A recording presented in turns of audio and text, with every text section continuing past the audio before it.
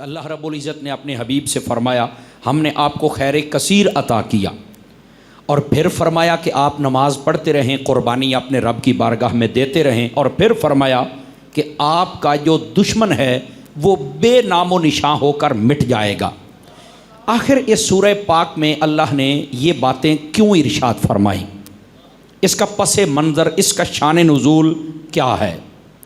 वजह दरअसल ये बनी, नबी पाक सल्लल्लाहु अलैहि वसल्लम को अल्लाह रब्बुल इज़्ज़त ने 3 मुबारक बेटे और 4 मुक़द्दस बेटियां अता फरमाई। हुजूर की जो औलाद पाक है उसकी तादाद 7 है। बाज़ उलमा ने 6 भी लिखा है, वहाँ बेटे 2 हैं, और बाज़ ने 8 लिखा है, वहाँ बेटे 4 हैं। लेकिन ये नामों का इख्तलाफ है। जो असल ज़्यादा मशहूर बात है वो यही है कि नबी पाक के 3 बेटे हैं और 4 बेटियां हैं।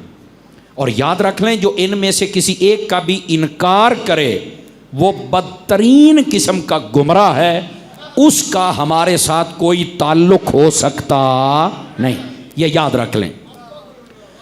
महबूब करीम अलैहिस्सलाम की बेटियां वो जवानी की उम्र को पहुंची, लेकिन जो हुजूर अकरम अलैहिस्सलाम के बेटे थे वो छोटी उम्र में इंतकाल फरमा जाते थे। आपके बेटे सैयदना कासिम रज़ियल्लाहु अन्हु, सैयदना इब्राहीम रज़ियल्लाहु अन्हु और सैयदना तय्यब व ताहिर, इनका नाम अब्दुल्ला था असल, ये तय्यब व ताहिर इनका लक़ब था। तो ये आपके जो बेटे थे ये छोटी उम्र में फौत हो जाते थे।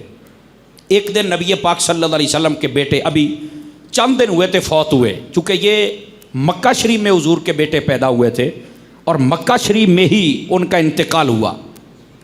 हुजूर अकरम अलैहिस्सलाम आप खाना काबा से बाहर निकलने लगे तो खाने काबे के दरवाज़े पर आपको एक काफिर मिला जिसका नाम था आयल बिन वास, ये सहमी करके कहलाता था। इसकी मुलाकात नबी करीम अलैहिस्सलाम से हुई।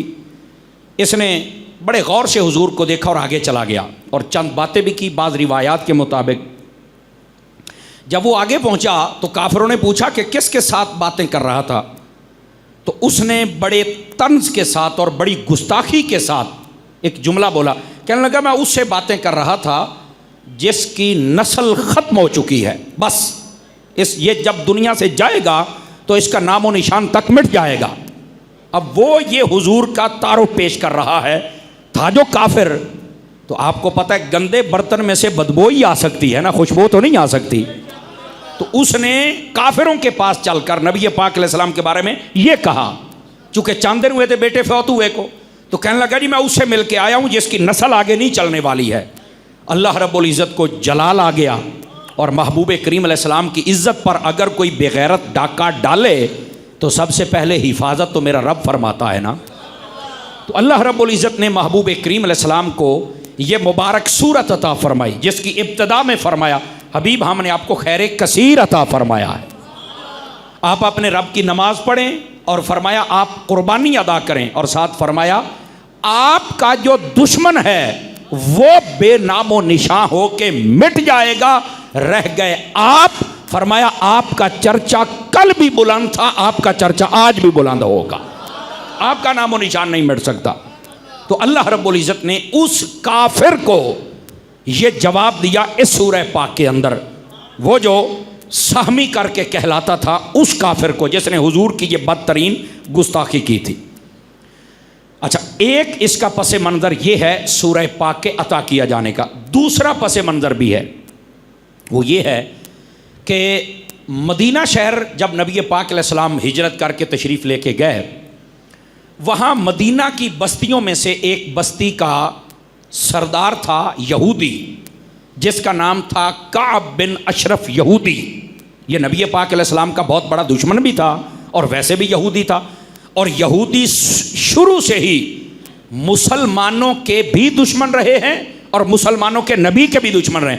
आज भी देख लो ये यहूदी मुसलमानों के दुश्मन हैं, ये याद रख लें। एक कभी वफा नहीं कर सकते।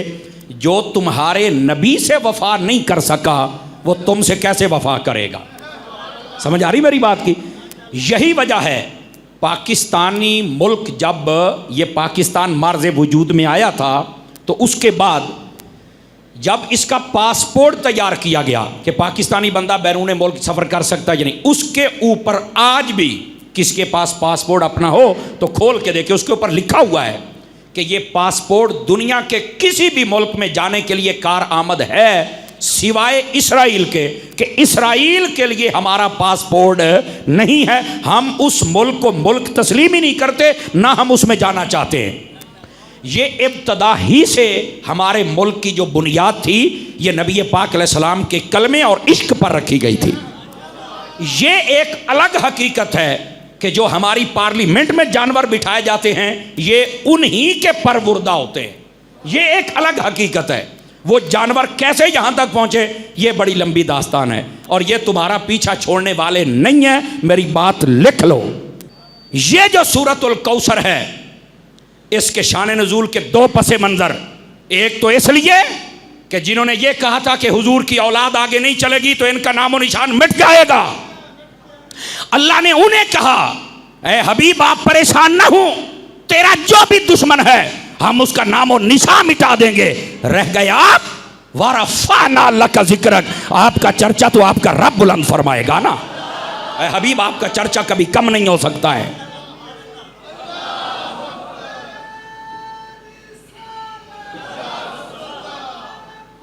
अब चलिए आगे बात, महबूब करीम सल्लल्लाहु अलैहि वसल्लम को ये जो सूरत अता की गई इसमें एक दूसरा पहलू भी है और वो पता क्या था?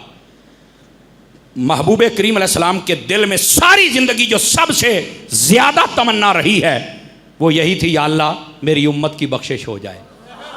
ये तमन्ना सबसे ज़्यादा ये तमन्ना रही है। तफसीर मज़हरी के अंदर काजी सनाउल्लाह पानीपती रहमतुल्लाह अलैह आपने लिखा है, फरमाया जिस दिन इन्ना अतैना कल कौसर पहली आयत नाजिल हुई थी ना, तवज्जो ऐसा हज़रात की, तो हुजूर अकरम अलैहिस्सलाम हमारे दरमियान बैठे थे। अनस बिन मालिक कहते हैं, सही मुस्लिम में इमाम मुस्लिम ने इस हदीस को लिखा है नमाज वाले चैप्टर के अंदर, फरमाते हैं नबी पाक सल्लल्लाहु अलैहि वसल्लम बैठे तो आप पर ऊँग तारी हो गई और मैं कहता हूँ वही के असरात ज़ाहिर हो गए। आप पर वही आई, जब आप पर से वो कैफियत हटी ना, आपने चेहरा उठाया तो हुजूर मुस्कुरा रहे थे। मैं आपको एक बात बताऊं, हमारे जो मुहद्दिसीन कराम थे ना, नबी पाक सल्लल्लाहु अलैहि वसल्लम की जब हदीस पढ़ाते थे, ये हमारे उस्तादों का भी तरीका था, आप भी सुन लें, आपको लुत्फ़ आए तो आप भी अमल करें। जब उसमें ये बात होती थी ना कि हुजूर सदका करते थे, तो हमारे उस्ताद और हमारे मुहद्दिसीन का ये तरीका था कि वो हदीस पढ़ाने के बाद सदका करते थे। चूँकि आज हुजूर की हदीस हमने पढ़ाई है सदके वाली, तो हमारा अमल भी हो जाए। हाँ हाँ, जब वो कहते थे ना कि हुजूर अपने सर पर कपड़ा रखते थे, तो वो सर पर कपड़ा रख के दिखाते थे कि हुजूर यूं रखते थे। जब वो कहते थे कि हुजूर यहाँ मुस्कुराए, तो वो मुहद्दिस मुस्कुरा के हदीस बयान करता था और सामने वालों को कहता था तुम भी मुंह वाट के न बहो, थोड़ा जा मुस्कुरा के बोलो, चूंकि मुस्तफ़ा भी यहाँ पर मुस्कुराए थे। और जब मेरे नबी कहीं रोते थे, रोने का जिक्र आ जाता, तो मुहद्दिसीन रोना शुरू कर दे और सामने वालों को भी कहते थे ओए मुस्तफ़ा की सुन्नत पे अमल करो, तुम भी रो के देखो। यह मुहद्दिसीन का तरीका रहा है। आप कभी दौरा हदीस शरीफ का ऐसे ही इतना बड़ा रुतबा नहीं है। जब दौरा हदीस किया जाता है ना, तो हमारे उस्ताद कहा करते थे बेटा कोशिश करो तहज्जुद पढ़ के आया करो, कोशिश करो दुरूद पाक की कसरत हो, और कोशिश करो कि हमेशा बावुज़ू रहो। क्यों? फरमाया तुमने हजूर की हदीसें पढ़नी है, पता नहीं किस पे करम हो जाए, मुस्तफ़ा का दीदार नसीब हो जाए। समझ आ रही है? ये दौरा हदीस शरीफ ऐसे नहीं लोगों ने कहानियां समझी हुई हैं। ओ जी है मौलवी बदने कितने पढ़ता रहा, मैं क्या चुप है, तैनू बड़ा पता कितने पढ़ता रहा है। पढ़ावन वाला उस्ताद होवे तो पढ़न वाले भी चस आ जाती है। लेकिन क्या करें, बेकदरी दुनिया भी तो बहुत ज़्यादा है ना। अल्लाह हमें कदर वाले लोगों की सफ़ अता फरमा दे। अब ज़रा सुनिए, अगर हुजूर मुस्कुराते हैं तो इस बात पे हमें भी मुस्कुराना होगा। हुजूर अकरम अलैहिस्सलाम पर वही के असरात ज़ाहिर हुए, आपने चेहरा अनवर उठाया तो आप मुस्कुरा रहे थे। मुस्कुरा के सुबहान अल्लाह सभी हज़रात फरमाए, सभी हज़रात ओए पुत्रा हंस के सुबहान अल्लाह को। मदीने में मुस्कुरा के हुजूर मुस्कुरा रहे थे। एक सहाबी ने अर्ज़ की हुजूर आप मुस्कुरा रहे हैं? फरमाया बिल्कुल। फरमाया तुम्हें पता है मैं क्यों मुस्कुरा रहा हूँ? सहाबा किराम ने कहा अल्लाह व रसूलहू आलम, या खुदा जाने या खुदा के बताए से मुस्तफ़ा जाने। हमें नहीं पता आप क्यों मुस्कुरा रहे हैं। फरमाया सुनो, अल्लाह ने मुझे ये सूरत का पहला हिस्सा इन्ना अतौइना कल कौसर दे के कहा है, हबीब हमने आपको खैर कसीर दिया, और पता है खैर कसीर क्या है? कहा नहीं। फरमाया क़यामत के दिन अल्लाह ने मुझे हौज़े कौसर दिया है, मेरी उम्मत जब आएगी तो सबसे पहले मैं पानी पिलाऊंगा अपनी उम्मत को। समझ आ रही है? कोई नहीं आ रही आप हज़रात को? महबूब करीम सल्लल्लाहु अलैहि वसल्लम आपकी उम्मत को जो हौज़े कौसर हुजूर के वसीले से मिला है, इस आयत करीमा में इसका जिक्र है, और हुजूर मुस्कुरा रहे हैं। इसका मतलब है जड़ा उम्मत की खैर मंगे नबी मुस्कुराते थे हैं ना। समझ आ रही मेरी बात की? और अगली बात भी सुनिए, यहाँ पर एक उलझन भी है लोगों की, वो भी दूर करनी है। नबी पाक अलैहिस्सलाम फरमाते हैं ये जो मेरा हौज़े कौसर है, गौर से सुन लीजिए, ये कितना बड़ा है। मेरे नबी ने सारे मसले हल कर दिए। मुस्लिम शरीफ पढ़ रहा हूँ। फरमाया मेरा हौज़े कौसर इतना बड़ा है, इसके ऊपर जो बर्तन हैं, फरमाया कहादद नुजूम समा, जितने आसमानों पर सितारे हैं अल्लाह ने उतने मुझे बर्तन अता फरमाए हैं ताकि मेरी उम्मत पानी पीती चली जाए।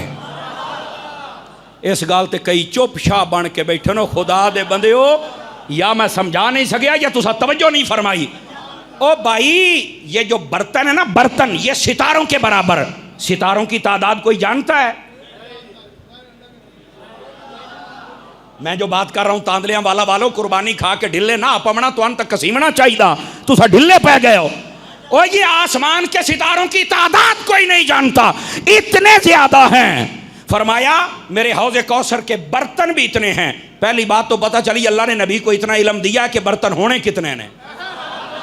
अब भी कोई कमला पागल जाहिल अहमक बेवकूफ निकम्मा नालायक जो कहेगा कि हुजूर को इल्म गैब नहीं, अल्लाह ने दे दिया है, तभी तो फरमाया इतने बर्तन होंगे। और दूसरी बात, बर्तन थोड़े हो ना तो देर लगती है, कहते ना लैन बना के आ।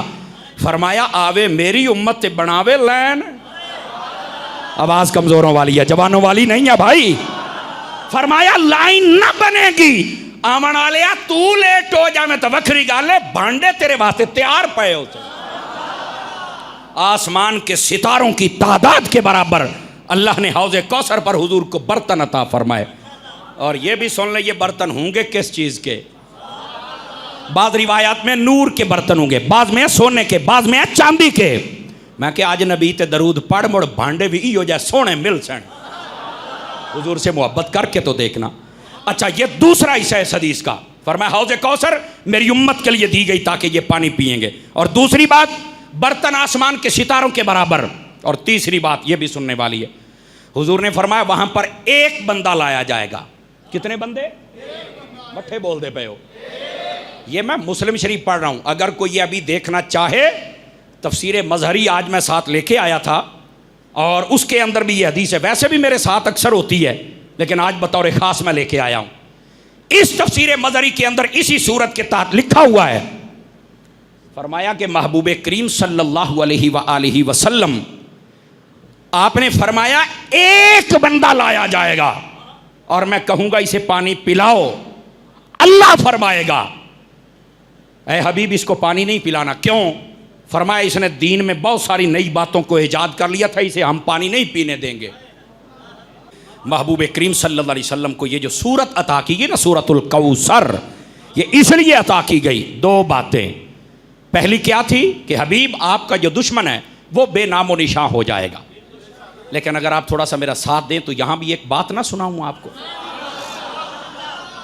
अच्छा, ये जिसने कहा था ना आस बिन वाइल सहमी, और सहमी करके जिसको कहते थे, इस सहमी ने जब ये बात कही ना तो इसके दो बेटे थे। कितने बेटे? उलमाए मुफस्सिरीन ने एक सवाल उठाया है, गौर से सुनने वाली बात है, अपनी ख्यालात और बातों को छोड़कर जरा मेरी बात सुने। उन्होंने कहा अल्लाह ने तो फरमाया हबीब जो तेरा दुश्मन है वो बेनामो निशान हो जाएगा, तो ये अगर नामो निशान मिटना हा तो ये पुत्र ही ना होंदे, ये दो पुत्र होए ते होए क्यों? आवाज नहीं आई जैसे आनी चाहिए थी आपकी। जिसने ये ताना मारा है ना, मुफस्सिरीन कहते हैं इसके दो बेटे थे। अब सवाल ये पैदा होता है अल्लाह ने तो फरमाया हम बेनामो निशान कर देंगे, तो या अल्लाह दा पुत्र होने ही ना दिंदा, हुए क्यों ने? फरमाया ये भी दसने आए ये हुए क्यों हैं। मजे की बात सुनिए, जब इसके पुत्र हुए, ये जवान हुए ना, अल्लाह ताला ने क्या किया, अब सुनने वाली बात है, आपको लुत्फ आ जाएगा। अल्लाह ताला ने दोनों को मुस्तफ़ा का कलमा पढ़ने की सादत अता फरमा दी। प्योर या काफिर ते पुत्र हो गया मुसलमान। अब मौलामाए मुफस्सिरीन कराम फरमाते हैं कि यहां पर अल्लाह ने कहा था हबीब तेरा दुश्मन बेनामो निशान हो जाएगा। अगर उसकी औलाद ना होती, ये भी तकलीफ थी कि मेरी औलाद नहीं हुई, लेकिन इससे बड़ी तकलीफ ये है औलाद हो जाए पर प्यो ते लानत गल्ले, मुस्तफा ते दरूद ओ सलाम गल्ले। हाय हाय हाय हाय हाय हाय हाय, ये उससे बड़ी सजा है।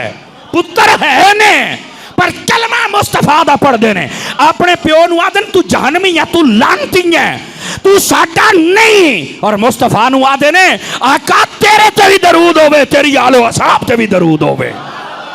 कमाल नहीं हो गया? ये उससे बड़ी सजा है। इसलिए रब ने फरमाया हबीब कईयों की तो नस्ल काट के रख देंगे कि नस्ल आगे बढ़ेगी नहीं, और कईयों को नस्ल देंगे लेकिन वो नस्ल उन पे लानत करेगी, वो भी तेरे तराने गाती रहेगी और तेरे नाम का झंडा बुलंद करके दरूद व सलाम पढ़ती रहेगी। अब बात समझ आई आप सभी हजरात को? तो ये महबूब करीम अलैहिस्सलाम का था दुश्मन और गुस्ताख ये साहमी। इसके दो बेटे थे, दोनों के दोनों हुजूर के कलमा पढ़ बैठे, और जब पढ़ बैठे थे प्योर आदे तू काफिर है, तू जहन्नमी है, ना पढ़ नहीं तेरा जनाजा। मट्ठे बोलो कि नहीं फौत ना हो जावे आया। नाराज से नहीं होते आप हजरात, इन बातों को समझो यार। ना उसको देखते हैं ना पूछते क्यों, आखे असी तो प्यो भी ओनू मन्ने जड़ा हजूर दा होवे। तू केड़े पासों आ गया? कैसी यार लुत्फ वाली बात है। उसे गारे जाम पाल के बंदा उसे प्यो ते लानत गत्ते, तो फिर ओ प्यो तो मारना गया अभी मेरे नाल बनी के। रब ने फरमाया था हबीब तेरा दुश्मन बेनामो निशान हो जाएगा, हैं? उसके घर में भी चर्चे होंगे तो मुस्तफ़ा के चर्चे। ये था इसका मतलब। उसके दो बेटे थे लेकिन रब ने यूं सजा अता फरमाई।